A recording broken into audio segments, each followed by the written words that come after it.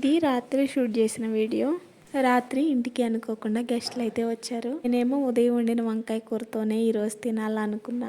గెస్ట్లు వచ్చారు కాబట్టి మా ఆయన అయితే చికెన్ తీసుకొచ్చాడు. ఆయన చికెన్ తీసుకొచ్చే లోపల నేనైతే మసాలాలన్నీ ప్రిపేర్ చేసుకొని పక్కన పెట్టుకున్నాను. ఇక చికెన్ మసాలా అయితే వేగుతుంది. ఇంకొక పక్కన పన్నీర్ గ్రేవీకి కూడా ప్రిపేర్ అయితే చేస్తున్నాను. చికెన్ కి మసాలా అంతా వేగిన తర్వాత చికెన్ అయితే యాడ్ చేసేసి ఉడకడానికి మూత పెట్టేసి పక్కన పెట్టుకున్నా. ఇక ఇక్కడేమో పన్నీర్ బటర్ మసాలాలోకి మసాలా అయితే ఫ్రై అవుతుంది. ఇక బయట అయితే వర్షం పడుతుంది కదా, వేడివేడిగా చపాతీ అయితే చేస్తున్నాను.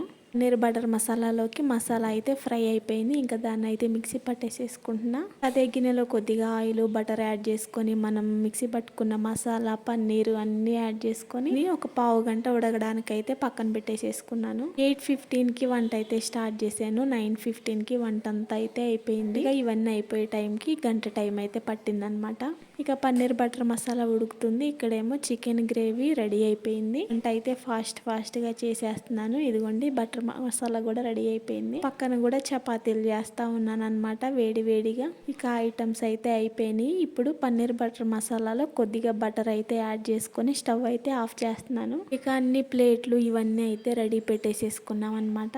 ఒక పక్కన చపాతీలు చేయడం కూడా అయిపోయింది. ఇంకొక పక్కన పన్నీర్ బటర్ మసాలా కూడా ఉడికిపోయింది. స్టవ్ అయితే ఆఫ్ చేసేసుకున్నాను. ఇంకా కొంచెం ప్లెయిన్ రైస్ కూడా వండాను అనమాట. టైం లేదంటే బగారా రైస్ చేసేదాన్ని. బయట చూస్తేనేమో ఫుల్ వర్షం పడుతుంది. ఇంకా వేడిగా చికెన్ గ్రేవీ కూడా రెడీ అయిపోయింది. ఇంకా సలాడ్ కోసం ఆనియన్ అయితే కట్ చేసుకొని పక్కన పెట్టుకున్నాం. వరుసనే అందరం అయితే తినేసాము. వచ్చిన గెస్ట్ కూడా మంచిగా తిన్నారు. కర్రీస్ అన్ని టేస్ట్ బాగున్నాయి అని చెప్పారనమాట. గెస్ట్ ఎవరని మాత్రం అడగండి. ఉంటాం మరి, బాయ్.